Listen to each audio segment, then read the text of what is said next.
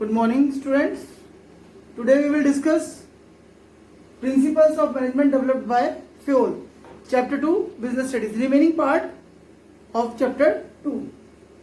First principle developed by Henry Fayol is division of work. It means पूरा जो work है उसको हम स्मॉल टास्क में डिवाइड कर लें, इसके बजाय कि हम पूरा का पूरा काम एक बंदे को दें। अगर हमारे पास 10 बंदे हैं तो 10 बंदों को पूरा पूरा काम मत बताओ कि पूरा बनाना है। आप उन 10 बंदों का ग्रुप बनाइए, दो का या एक को अलग अलग रख दीजिए, दो का ग्रुप बनाइए और पूरे वर्क को डिवाइड कर दीजिए। The whole work should be divided into small task और यूनिट्स। सपोज हमें ये मार्कर बनाना है। इस मार्कर को बनाने के लिए इसके अंदर इंक का भी है, पैकिंग भी है, इसका क्या कहते हैं, इसकी लेबलिंग भी है। तो आप ग्रुप कर दीजिए कि पहले प्रोडक्शन यूनिट में पहले कोई इसकी बॉडी बनाएगा, फिर कोई अंदर का बनाएगा, अलग अलग मशीन पे होगा, फिर कोई असेंबल करेगा। उसके बाद इसके 2 बंदे इसकी लेबलिंग कर रहे होंगे, इसके ऊपर जो भी मैटर प्रिंट होना है। उसके बाद 2 बंदे इसको पैक कर रहे होंगे। उससे क्या होगा, उससे एक बंदा जो जिस काम को कर रहा है उस काम को करने में एक्सपर्ट हो जाएगा। अब अगर हम पूरा वर्क एक को दे देते हैं, सभी को पूरा वर्क दे दिया, नहीं जी एक मार्कर सबको बनाना है, 2 मार्कर 10-20 मार्कर सबको बनाने हैं, तो क्या होगा, स्पेशलाइजेशन नहीं आया, काम इतना स्पीडली भी नहीं होगा। अगर हम वर्क को डिवाइड कर देंगे तो work should be done fastly, work बहुत फास्टली हो जाएगा। और वर्क हमें कैसे असाइन करना है, वर्क असाइन करना है हमें according to the capacity, qualification and experience of the person की एक्सपीरियंस, पर्सन को क्या काम आता है, पर्सन की क्वालिफिकेशन, उसकी क्या कैपेबिलिटीज है, क्या काम वो बहुत अच्छे से कर सकता है। इन सब चीजों को ध्यान में रखते हुए हम लोग एक मैनेजर को वर्क डिवाइड करना चाहिए। नेक्स्ट, अगर हम ऐसा करते हैं तो उससे क्या पॉजिटिव इफेक्ट्स मिलने वाले हैं ऑर्गेनाइजेशन को। If the organization follows the division of work, then the organization will be benefited by these 2 points. First is specialization. The worker who is doing a single task, he will be specialized in that task only. यानी कि वो उस task में specialise हो जाएगा, उस काम में बहुत स्पीडली करेगा एंड उसकी एफिशिएंसी भी इंप्रूव होगी। एफिशिएंसी मीन्स वो बिना वेस्टेज के काम को करेगा। ऑर्गेनाइजेशन में इससे बेनिफिट होगा। कैसे, ऑर्गेनाइजेशन का जो जब वेस्टेज कम होंगे, एफिशिएंसी वर्कर की बढ़ जाएगी, तो ऑर्गेनाइजेशन को प्रॉफिट मार्जिन इंक्रीज होगा। सेकंड, अगर कोई ऑर्गेनाइजेशन डिवीजन ऑफ वर्क नहीं करती है, डिवीजन ऑफ वर्क उसको करना चाहिए बट वो नहीं कर रही है, organization required division of work, work pattern ऐसा, ऑब्जेक्टिव ऐसा है और क्या कहते हैं हमारा लेआउट ऐसा है कि उन सब चीजों को ध्यान में रखते हैं कि हमें डिवीजन ऑफ वर्क करना चाहिए, we should follow division of work, but the organization is not following division of work, then there must be some consequences of violation this principle. What are the consequences? पहले तो यही कि efficiency कभी भी नहीं आ पाएगी, एफिशिएंसी वाली बात हमेशा गड़बड़ाएगी। Lack of efficiency, there will be lack of efficiency, person कहीं भी फुल्ली एफिशिएंट नहीं हो पाएगा। Second, chances of duplication of work, एक ही काम बार बार कई जगह रिपीट हो रहा होगा, हमने वर्क को डिवाइड करा ही नहीं प्रॉपर्ली, हमने वर्क को डिवाइड ही नहीं करा, तो एक ही काम कई जगह हो रहा होगा। Duplication of work, wastage of efforts होंगे उसमें। नेक्स्ट, नो स्पेशलाइजेशन, कभी भी कोई बंदा किसी काम को करने के लिए स्पेशलाइज्ड नहीं हो पाएगा। Now the second principle given by Fayol is authority and responsibility. We will discuss authority and responsibility. Authority means क्या होता है? अथॉरिटी मीन्स एक बंदे की पावर, एक बंदे की डिसीजन लेने की पावर, यानी पावर टू टेक डिसीजन, उसकी कैपेसिटी कितनी है, कितनी है, उसको किस हद तक वो डिसीजन ले सकता है, कौन से किस एरिया में वो डिसीजन ले सकता है, पावर टू टेक डिसीजन, उसको अथॉरिटी किस किस चीज की मिली हुई है। And responsibility means obligation to complete the given task, यानी कि उसको ये टास्क करना है, ये उसकी जिम्मेदारी है कि he has to complete a particular task which has been assigned to him और हर। अब ये कहा है हेनरी फ्योल ने कि there must be parity between authority and responsibility. Parity का मतलब बैलेंस होना चाहिए अथॉरिटी एंड रेस्पॉन्सिबिलिटी में। ऐसा ना हो कि हम अथॉरिटी को बढ़ा दें, रेस्पॉन्सिबिलिटी कम कर दें, ऐसा भी ना हो कि हम रेस्पॉन्सिबिलिटी हद से ज्यादा दे तो अथॉरिटी दे ही ना। तो authority responsibility must be in parity, balance होना चाहिए। अथॉरिटी हमेशा हम उतनी अथॉरिटी देंगे जो कि मैच करेगी रेस्पॉन्सिबिलिटी को, यानी कि authority should be equal to responsibility. अगर हम ऐसा होगा तो काम बहुत इजीली हो जाएगा। और अगर हमने अथॉरिटी ज्यादा दे दी, रेस्पॉन्सिबिलिटी कम दी, तो वो अथॉरिटी का मिसयूज करेगा। और अगर हमने रेस्पॉन्सिबिलिटी ज्यादा दे दी, अथॉरिटी कम दी, तो कभी अपनी रेस्पॉन्सिबिलिटीज पूरी नहीं कर पाएगा। तो इसीलिए अथॉरिटी और रेस्पॉन्सिबिलिटी दोनों हमें इक्वली देनी चाहिए। नेक्स्ट, अगर ऑर्गेनाइजेशन के अंदर इस प्रिंसिपल को फॉलो किया जाता है तो ऑर्गेनाइजेशन को किस तरह से बेनिफिट होगा। फर्स्ट, अगर अथॉरिटी रेस्पॉन्सिबिलिटी के बराबर देंगे तो अथॉरिटी का मिसयूज नहीं होगा, अगर ज्यादा दे देंगे तो मिसयूज होना शुरू हो जाएगा। और अगर हम रेस्पॉन्सिबिलिटी के बराबर ही अथॉरिटी देते हैं, यानी ऐसा नहीं रेस्पॉन्सिबिलिटी हद से ज्यादा दे दी, अगर रेस्पॉन्सिबिलिटी हम अथॉरिटी के बराबर देते हैं तो बंदा अपने काम को टाइम से पूरा कर पाएगा, जो भी टास्क उसको दिया गया, जो भी ऑब्लिगेशन है उसको कंप्लीट करने के, जो भी रेस्पॉन्सिबिलिटीज दी गई है उस रेस्पॉन्सिबिलिटीज को टाइम पे कर पाएगा, बिना किसी डिले के, बिना देरी के वो काम को कर पाएगा। और अगर हम इस प्रिंसिपल को फॉलो नहीं करते तो क्या कंसिक्वेंसेस हो सकते हैं। अथॉरिटी कम है, रेस्पॉन्सिबिलिटी ज्यादा है, काम करने में देरी हो जाएगी, काम हमेशा डिले होगा। अथॉरिटी ज्यादा, रेस्पॉन्सिबिलिटी कम है, भैया मिसयूज करेगा अथॉरिटी का। द मैनेजर और द पर्सन और the employee who is given access authority matching to his responsibility, then he will definitely misuse the authority. अगर रेस्पॉन्सिबिलिटी ज्यादा उसकी अथॉरिटी है तो अथॉरिटी का मिसयूज कर सकता है। Overburden if responsibility is more than authority, अगर रेस्पॉन्सिबिलिटी उसकी अथॉरिटी से ज्यादा है तो हमेशा वो ओवरबर्डन फील करेगा और वो अपने काम को कभी टाइम से नहीं कर पाएगा। Third principle is principle of discipline. According to Fioll, discipline means fair and just rules and regulations for all at all the levels. यानी कि ऑर्गेनाइजेशन के अंदर कुछ रूल्स एंड रेगुलेशंस होने चाहिए जो कि एम्प्लॉय फॉलो करे, जो कि उसके एग्रीमेंट में है। साथ के साथ सीनियर सबॉर्डिनेट के बीच में फेयर एग्रीमेंट होना चाहिए जिससे किसी तरह कोई कंफ्यूजन ना रहे। अगर किसी भी लेवल पे कोई कमिटमेंट किया गया है, कोई भी कमिटमेंट किया गया है किसी भी लेवल पे, वो कमिटमेंट उस लेवल के द्वारा पूरा किया जाए। यही नहीं कि केवल टॉप लेवल ही कमिटमेंट करे, उसको पूरा करे। अगर लोअर लेवल ने भी कुछ कमिटमेंट किया टॉप लेवल से तो वो भी टाइम से पूरे कर दिए जाए।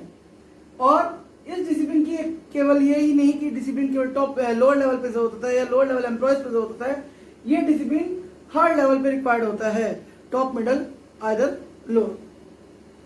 अगर हम डिसिप्लिन को फॉलो करते हैं, इस प्रिंसिपल को फॉलो करते हैं तो उससे क्या बेनिफिट मिलने वाले हैं। एक तो ऑर्गेनाइजेशन में सिस्टमैटिक वर्किंग होगी, किसी तरह का कोई कंफ्यूजन नहीं होगा, साथ के साथ एफिशिएंसी भी ऑर्गेनाइजेशन के साथ साथ वर्कर के साथ साथ ऑर्गेनाइजेशन की इंप्रूव होगी, यानी कि सिस्टमैटिक वर्किंग और improve efficiency in the organization. और अगर हम इस प्रिंसिपल को फॉलो नहीं करते, यानी कि इसमें जो पेनल्टीज लगा रहे हैं, there are no judicial application of penalties, किसी लेवल को हम बिल्कुल छोड़ देते हैं, उस पर कोई पेनल्टी नहीं लगाते हैं, तो क्या होगा, यानी कि हम जो है इस प्रिंसिपल को अप्लाई कर ही नहीं रहे प्रॉपर तरीके से, तो डिसऑर्डर होगा ऑर्गेनाइजेशन के अंदर, कंफ्यूजन रहेगा सबके दिमाग में, क्या होना चाहिए क्या नहीं होना चाहिए। और हमारे टाइम के साथ साथ वेस्टेज जो है, टाइम के साथ साथ रिसोर्सेज का ही वेस्टेज होगा, यानी कि ये बिल्कुल श्योर है कि टाइम के साथ साथ हमारे रिसोर्सेज भी वेस्ट होंगे। टाइम तो वेस्ट होगा ही होगा, बिना डिसिप्लिन के काम हो रहा है तो रिसोर्सेज का ही वेस्टेज होना 100% श्योर है। Next principle given by Fayol is unity of command. Unity of command का मतलब है कमांड केवल एक ही बॉस के द्वारा आना चाहिए। There should be only one boss who will command और give orders to the subordinate. अगर सबऑर्डिनेट्स को एक से ज्यादा बॉसेस से ऑर्डर मिलेंगे तो उससे भैया बहुत ज्यादा कंफ्यूजन होने वाली है उनके माइंड में, क्यों ये पता नहीं होगा किसका काम पहले करना है, किसका काम बाद में करना, कौन सा काम इंपॉर्टेंट है, कौन सा काम करना है, कौन सा काम छोड़ना है। ठीक है, वो दोनों ही बॉस है। अब एक से ज्यादा बॉस अगर ऑर्डर देगा एम्प्लॉय को, एम्प्लॉय कंफ्यूज रहेगा और प्रॉपर तरीके से काम भी नहीं कर पाएगा। यानी कि अगर एक कंपनी में एक से ज्यादा बॉस है तो सबसे पहले तो प्रॉब्लम आने वाली है ईगो क्लैशेस की। अगर एम्प्लॉयज को दोनों बॉसेस ने काम बता दिया और वो एम्प्लॉयज जो है काम को देखते हुए, काम की प्रायोरिटी को देखते हुए किसी एक बॉस का काम कर देते हैं तो दोनों बॉसेस के अंदर ईगो क्लैश आ जाएंगे। अच्छा उसका काम कर दिया, मेरा काम नहीं करा, इस तरह की फीलिंग आने लग जाती है, तो ऑर्गेनाइजेशन कहीं भी आगे नहीं बढ़ पाती। साथ के साथ अगर केवल एक ही बॉस ऑर्डर देगा, एक ही बॉस अगर एम्प्लॉयज को, सबॉर्डिनेट्स को ऑर्डर देगा, तो काम स्मूथली होगा, किसी तरह कोई कंफ्यूजन नहीं होगा और ईगो क्लैशेस की कोई बात नहीं आएगी, जो कि हमारे पॉजिटिव इफेक्ट्स में आता है। No confusion, improve effectiveness, no ego clashes. Effectiveness का मतलब है अगर एक बॉस ने ऑर्डर दिया तो वो काम जो है टाइम से हमारा कंप्लीट हो जाएगा, और अगर एक से ज्यादा बॉसेस ने ऑर्डर दिया तो काम कभी टाइम पे कंप्लीट हो नहीं सकता। काम जो ऑब्जेक्टिव है, ऑब्जेक्टिव हम इफेक्टिवली एंड एफिशिएंटली अचीव नहीं कर पाएंगे। वही हमारे इसमें कंसिक्वेंसेस ऑफ वायलेशन ऑफ इस प्रिंसिपल को हमें अप्लाई नहीं करते या करना चाहिए और नहीं करते तो क्या क्या कंसिक्वेंसेस होने वाले हैं। एम्प्लॉयज हमारे हमेशा कंफ्यूज रहेंगे, एम्प्लॉयज कंफ्यूज रहेंगे कि उनको क्या काम करना है, क्या काम नहीं करना है। ईगो क्लैशेस, जो बॉसेस हैं उन बॉसेस में हमेशा ईगो क्लैशेस वाली बात रहेगी और काम एम्प्लॉयज से वो ढंग से नहीं करा पाएंगे। चांसेस ऑफ इनडिसिप्लिन, कई बार ऐसी कंडीशन में इनडिसिप्लिन के चांसेस आते हैं, जो सबॉर्डिनेट्स है वो इस चीज का फायदा उठाने लग जाते हैं, ऑर्गेनाइजेशन में इनडिसिप्लिन हो जाता है। और तो और इतना ही नहीं, वो जो है अपनी रेस्पॉन्सिबिलिटीज से हट जाते हैं ये कह के कि हम तो बॉस ए का काम कर रहे थे या सेकंड बॉस का काम कर रहे थे, यानी कि अपनी रेस्पॉन्सिबिलिटीज को टाइम से पूरा नहीं कर पाएंगे और अपनी रेस्पॉन्सिबिलिटीज से पीछा छुड़ाना शुरू कर देंगे। उन्हें पता है कि हमारे पास मौका है, हम इस काम को इस तरीके से नहीं कर सकते, इस काम को ना करने के हमारे पास बहाने हैं। तो वो ये subordinate will escape from their responsibilities. तो ये हमारे कॉन्सिक्वेंसेज है। वॉलेशन अगर हम करते, वॉलेट करते प्रिंसिपल के, तो उसके कॉन्सिक्वेंसेज हैं। अगर इस प्रिंसिपल को हम अप्लाई नहीं करते तो उससे हमें ये नुकसान होने वाले हैं। Fifth principle is unity of direction. अब यूनिटी ऑफ डायरेक्शन का क्या मतलब? यूनिटी ऑफ डायरेक्शन का मतलब है वन हेड वन प्लान, यानी एक यूनिट एक ही प्लान पे काम करेगी। One unit one plan. अब उनका एक कॉमन गोल होगा जिसको अचीव करने के लिए वो जिस प्लान के अकॉर्डिंग काम करें, उनका एक ही गोल होगा, कॉमन गोल, जिसको वो अचीव करेंगे। अगर सभी लोग अपने अपने प्लान को भूल जाएं, कॉमन गोल को भूल जाएं और अलग अलग डायरेक्शन में काम करने लगे, तो ऑर्गेनाइजेशनल गोल कभी भी अचीव नहीं होगा। इसीलिए कहा गया है they will work for a common goal. अगर ऑर्गेनाइजेशन में 6 या 7 यूनिट्स हैं तो 6-7 यूनिट का अलग अलग प्लान होगा और वो प्लान जो है कॉमन गोल को अचीव करने के लिए सब्सिडरी प्लान होंगे। यानी जो कॉमन गोल होगा उन सारे प्लान्स को अगर हम कलेक्टिवली देखेंगे तो हमारे कॉमन गोल को अचीव करने के लिए बनाया गया। हर डिपार्टमेंट का अलग अलग प्लान होता है। Main motive of the organization is earning profit by selling more. तो उसके लिए उन्हें प्रोडक्ट अच्छा बनाना पड़ेगा, प्रोडक्ट की कॉस्ट भी देखनी पड़ेगी, एडवर्टीजमेंट भी करनी पड़ेगी, प्रोडक्शन के साथ साथ उसका डिस्ट्रीब्यूशन, यानी सब कुछ देखना पड़ेगा।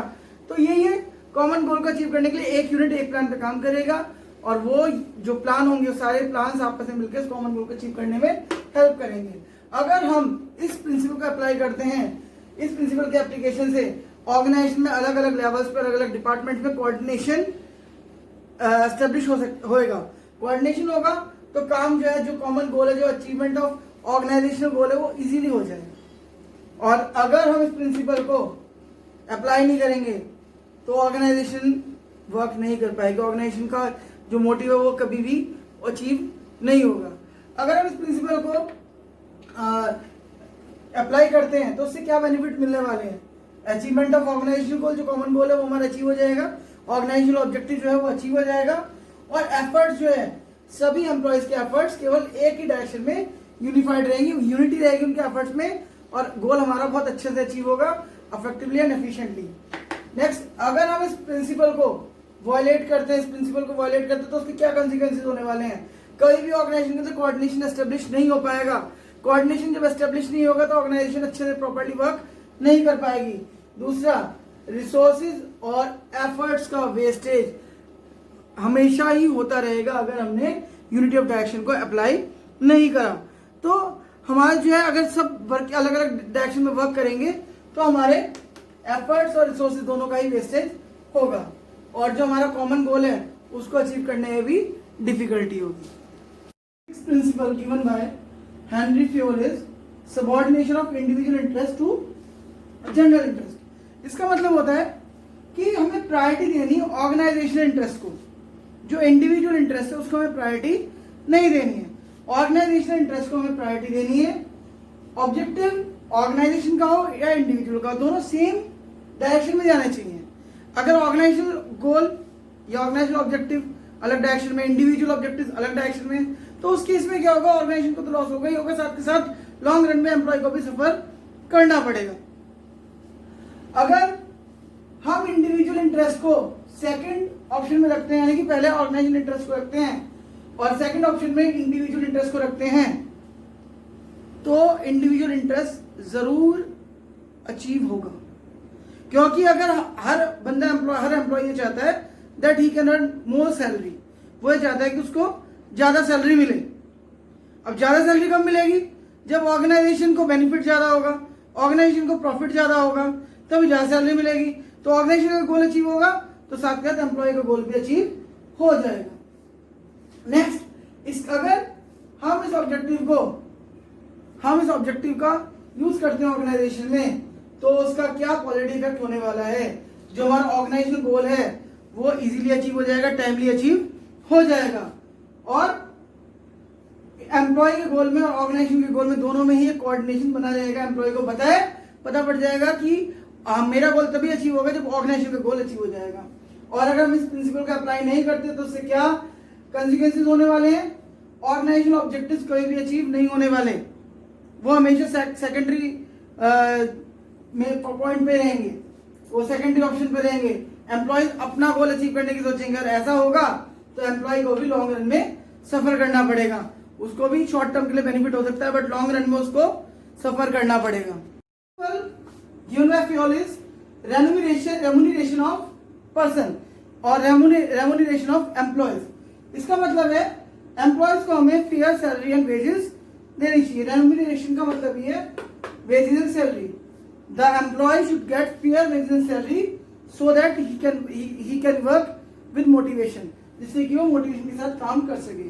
अगर एम्प्लॉय को उसके काम की सैलरी और वेजेस फेयरली वो नहीं उसको मिलेगा, अच्छा सैलरी और वेजेस नहीं मिलेगा, तो वो अच्छे से काम नहीं कर पाएगा, वो काम को छोड़ देगा, छोड़ के चला जाएगा। अब एम्प्लॉयज को सैलरी और वेजेस जो हमें देनी है, उसके पीछे कौन कौन से फैक्टर है, कौन कौन से फैक्टर हैं जिसको जो डिटरमाइन करते हैं कि हमें कैसी सैलरी देनी है।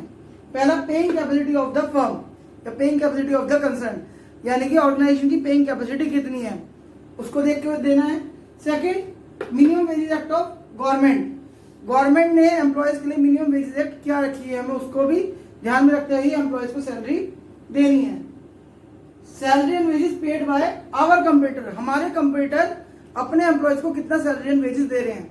अगर वो हमसे ज्यादा दे रहे होंगे तो हमारे यहाँ के एम्प्लॉयज छोड़ के चले जाएंगे, उनके पास चले जाएंगे, उनको जब आवश्यकता होगी तो, जब वो वैकेंसी निकालेंगे तो हमें अपने कंप्यूटर का पेइंग कैपेसिटी भी देखना है, वो कितनी पे कर रहा है अपने एम्प्लॉयज को, उसके अकॉर्डिंग ही हम अपने एम्प्लॉयज को सैलरी एंड वेजेस देंगे। अगर हम इस प्रिंसिपल को फॉलो करते हैं तो क्या बेनिफिट होने वाला है, मोटिवेशन, हमारे एम्प्लॉयज हमेशा मोटिवेट रहेंगे और डिवोशन और कमिटमेंट के साथ काम करेंगे। उनका डिवोशन और कमिटमेंट लेवल और ज्यादा बढ़ जाएगा अगर हम उन्हें फेयर वेजेस और सैलरी प्रोवाइड करेंगे तो। और अगर हम उन्हें फेयर वेजेस और सैलरी प्रोवाइड नहीं करते तो क्या क्या कॉन्सिक्वेंसेस होने वाला है, वो काम छोड़ के भी जा सकते हैं, वो नौकरी छोड़ के चले जाएंगे। हमारे यहाँ के एम्प्लॉयज फ्रिक्वेंटली जॉब चेंज कर लेंगे, हमारे यहाँ से काम छोड़ के कहीं और चले जाएंगे, और जो बंदे काम कर रहे होंगे वो डिससेटिस्फाइड रहेंगे और डिमोटिवेट रहेंगे। डिमोटिवेट और डिससेटिस्फाइड बंदा ऑर्गेनाइजेशन के बेटरमेंट के लिए काम नहीं कर सकता। Fewell's next principle is centralization and decentralization.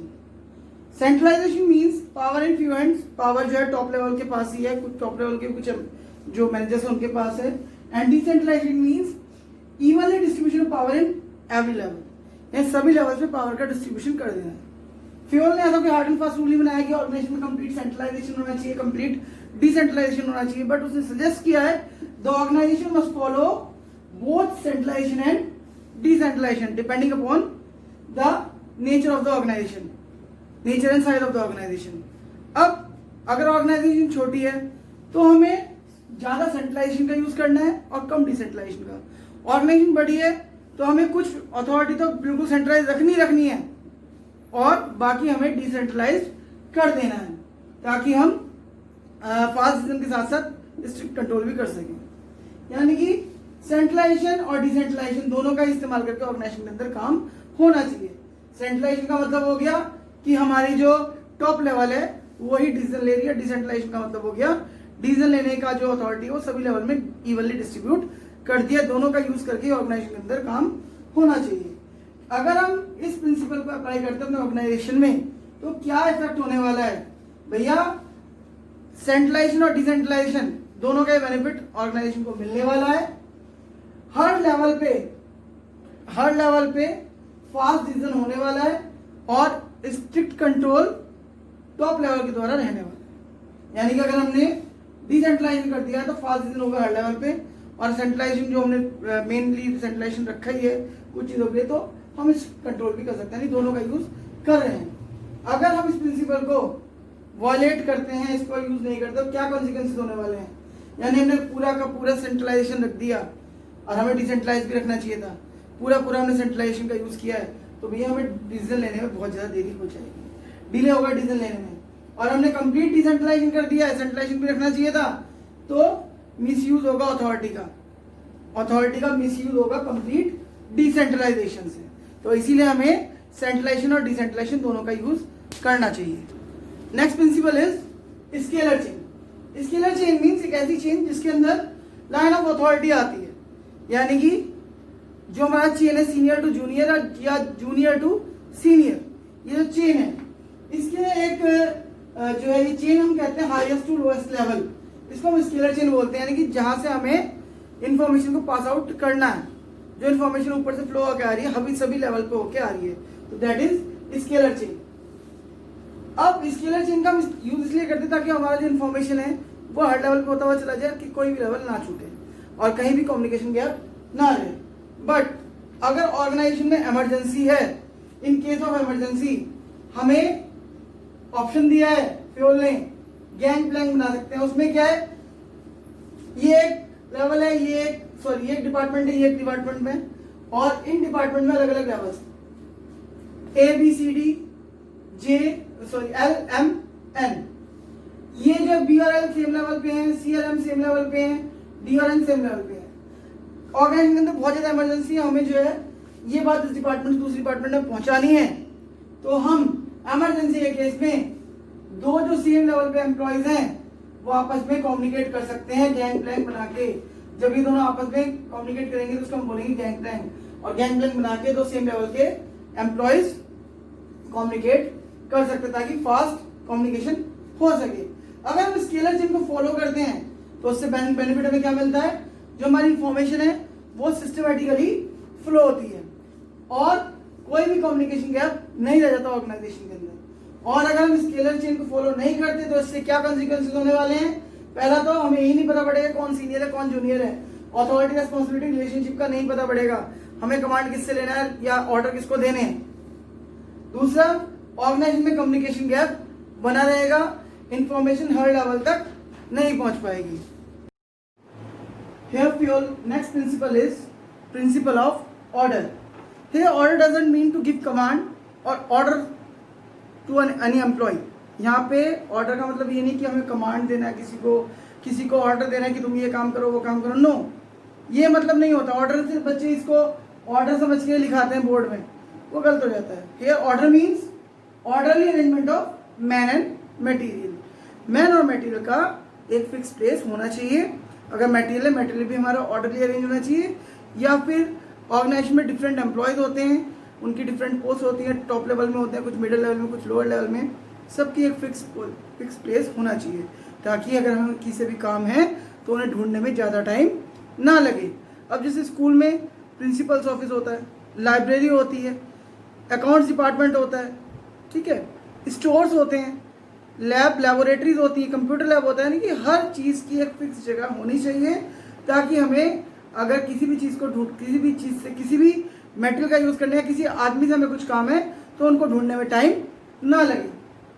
अगर हम ऐसा करते हैं तो उसकी क्या पॉजिटिव इफेक्ट्स होने वाले हैं? No wastage of time and energy. यानी कि अगर हम किसी एम्प्लॉय को ढूंढना चाहते हैं, अब वो अपनी जगह पे नहीं है, उसकी जगह ही कोई फिक्स नहीं है, तो हमारी एनर्जी वेस्ट हो जाएगी। लेकिन अगर जगह फिक्स है, चीज़ें सब जगह पे हैं, तो हमारी एनर्जी और टाइम दोनों ही वेस्टेज नहीं होगी। स्मूथ और सिस्टमेटिक वर्किंग होती रहेगी ऑर्गेनाइजेशन के अंदर, और काम भी हमारा प्रॉपर तरीके से जल्दी निपटेगा। जितना टाइम लगना चाहिए उतने टाइम में ही निपटेगा। नेक्स्ट, अगर हम इस प्रिंसिपल को वॉयलेट करते हैं, यानी इस प्रिंसिपल को यूज़ नहीं करते, इसको वॉयलेट करते हैं, तो क्या होगा? Wastage of time and energy, हमारे टाइम और एनर्जी दोनों की वेस्टेज होगी। और जब हम ऑर्गेनाइजेशन में अपना टाइम वेस्ट करते हैं, तो केवल वो अपना टाइम नहीं, ऑर्गेनाइजेशन का टाइम भी वेस्ट करते हैं, जो कि बहुत ज़्यादा हार्मफुल होता है ऑर्गेनाइजेशन के लिए। Not able to contact people at the right time, हमें किसी आदमी से काम है और हमें उसकी कोई फिक्स प्लेस ही नहीं है, उसका कोई ऑफिस ही नहीं है, वो अपनी जगह पे नहीं है, या हमें कोई मशीन या कोई टूल चाहिए जिसका कोई फिक्स प्लेस नहीं, कोई भी ले जाता है और कोई फिक्स प्लेस नहीं कहाँ रखा होगा, तो हमें उन चीज़ों को ढूंढने में बहुत ज़्यादा टाइम लगेगा और सही समय पे हम उस पीपल से कांटेक्ट नहीं कर पाएंगे जिससे हमें कांटेक्ट करना चाहिए। Fayol's next principle is principle of equity. According to Fayol, all are equal, all people should be equal in the eyes of management, यानी कि ऑर्गेनाइजेशन में जो भी काम कर रहा है उन सबके लिए मैनेजमेंट की, मतलब मैनेजमेंट सब में कोई डिस्क्रिमिनेशन ना करे, सब सेम होने चाहिए, जो जैसा काम कर रहा है उसको वैसा रिवार्ड मिलना चाहिए। All are equal in the eyes of management. There should be no discrimination, किसी भी एम्प्लॉय के साथ किसी तरह का भेदभाव नहीं होना चाहिए, खास तौर पे वो लड़का है लड़की है, उसको ये लैंग्वेज आती है, वो किस कास्ट किस जाति का है, वो कौन से देश से है, नहीं, इस तरह का भेदभाव ऑर्गेनाइजेशन में नहीं होना चाहिए।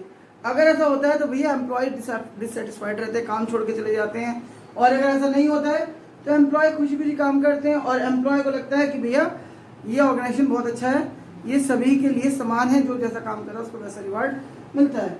इसके अगर हम पॉजिटिव इफेक्ट देखें तो एम्प्लॉय सेटिस्फाइड रहेगा, मोटिवेट होकर काम करेगा, उसका जो मोरल है वो हमेशा हाई रहेगा, उसका मोरल बूस्टअप होगा इस चीज़ से कि यहाँ पे इक्विटी है, समानता है सबके लिए, किसी के साथ किसी तरह का कोई भेदभाव नहीं है। अगर हम इस प्रिंसिपल को वायलेट करते हैं तो उसके क्या कॉन्सिक्वेंसेस होने वाले हैं? एम्प्लॉय हमेशा डिससेटिस्फाइड रहेगा, वो कभी उसका मोटिवेशन लेवल डाउन रहेगा, कभी मोटिवेट नहीं हो पाएगा, और सीनियर और जूनियर के बीच में, सुपीरियर और सबॉर्डिनेट के बीच में कभी भी हेल्दी रिलेशन नहीं होंगे, उनके रिलेशन हमेशा अनहेल्दी रहेंगे, कन्फ्लिक्ट्स, डिस्प्यूट्स या मनमुटाव चलता रहेगा अगर हम प्रिंसिपल ऑफ इक्विटी का यूज नहीं करते हैं तो। Fayol's next principle is stability of tenure of personal. Stability of tenure of personal का मतलब है जो एम्प्लॉयज है उनको स्टेबिलिटी देनी चाहिए। अगर ऑर्गेनाइजेशन में आए हैं तो उनको प्रॉपर टाइम देना चाहिए तो कि वो नए काम को समझ सकें। ऐसा नहीं होना चाहिए कि हम फ्रीक्वेंटली ट्रांसफर और टर्मिनेशन कर रहे हैं। There should be no frequent transfer termination of employees. हमें जल्दी जल्दी उनको एक जॉब से दूसरी जगह नहीं भेजना चाहिए, ट्रांसफर नहीं करना चाहिए, टर्मिनेट नहीं करना चाहिए उनको कि भैया नहीं ये काम नहीं और कर पा रहे हैं निकालो। ट्रांसफर और टर्मिनेशन का जो कंडीशन होती है ये कंडीशन अनअवॉइडेबल सिचुएशन में होनी चाहिए, यानी कि जब कंडीशन बिल्कुल ही संभालने में नहीं आ रही तब हमें ट्रांसफर और टर्मिनेशन करना चाहिए। हमें एम्प्लॉय को टाइम देना चाहिए कि वो सेटल हो सके और लर्न द जॉब, जिस जॉब के लिए उसको रखा है उस जॉब के बारे में समझ सके, उस जॉब को समझ सके, सीख सके। उसके मन में जब तक जॉब सिक्योरिटी नहीं होगी, जब तक जॉब सिक्योरिटी नहीं होगी तब तक वो एफिशिएंटली वर्क नहीं कर पाएगा। या सबसे पहले हमें उसे जॉब सिक्योरिटी देनी ताकि वो एफिशिएंटली वर्क को कर पाए। ये नहीं काम नहीं कर पा रहा है चलो ये यहाँ काम नहीं कर पा दूसरे डिपार्टमेंट भेज दो, तीसरे डिपार्टमेंट भेज दो, नहीं, ऐसा बिल्कुल अनअवॉइडेबल सर्कमस्टांसेस में होना चाहिए। वो भी फ्रिक्वेंटली नहीं होना चाहिए क्योंकि उसे निकालेंगे, नया बंदा रखेंगे तो बंदे को रखने के लिए इंटरव्यू वगैरह का खर्चा भी करना पड़ेगा, साथ के साथ इंटरव्यू के साथ क्या उसको नया काम सिखाना है, वो फिर दोबारा जीरो से स्टार्ट करेगा, ठीक है ना। तो नए बंदे के ऊपर भी बहुत ज़्यादा पैसा खर्च हो जाता है। अगर हम ऐसा करते हैं, स्टेबिलिटी देते हैं, तो क्या हमें बेनिफिट्स होने वाले ऑर्गेनाइजेशन को, क्या पॉजिटिव इफेक्ट्स होंगे? Improve the efficiency level of employees. जो एम्प्लॉयज उनकी एफिशिएंसी लेवल इंप्रूव हो जाएगी, वो बहुत अच्छे से काम कर पाएंगे। No wastage of time and resources, time और रिसोर्सेज का भी वेस्टेज नहीं होगा। नया बंदा अपॉइंट करेंगे तो भी उसके पीछे टाइम और उसके पीछे हमारे ऑर्गेनाइजेशन के रिसोर्सेज दोनों ही चीज़ वेस्ट है। और अगर हम ऐसा नहीं करते, हम फ्रीक्वेंटली ट्रांसफर और टर्मिनेशन करते हैं तो क्या इफेक्ट होने वाले हैं? Wastage of resources and time in training of employees, जो हमारा टाइम और रिसोर्सेज का जो वेस्टेज हो रहा है ट्रेनिंग देने के लिए वो होता रहेगा। साथ ही साथ जो हमारा एग्जिस्टिंग एम्प्लॉई है वो डिससेटिस्फाइड रहेगा, फ्रस्ट्रेटेड रहेगा और ढंग से काम भी नहीं करेगा। Fio's next principle is principle of initiative. Initiative means that manager should welcome the suggestion of the employees. यानी एम्प्लॉयज अपने आप से कुछ कर पाए तो उसके लिए क्या करना है, मैनेजर्स को, अगर जब मैनेजर कोई अपना प्लान बना रहा है तो उस समय वो एम्प्लॉयज के जो सजेशन है, आइडियाज, उनका वेलकम करें, उनको सुने और अगर वो अच्छा है तो उसको अप्लाई भी करें। Initiative means taking first step with self motivation. Employ self motivate होके कोई फर्स्ट स्टेप ले सके।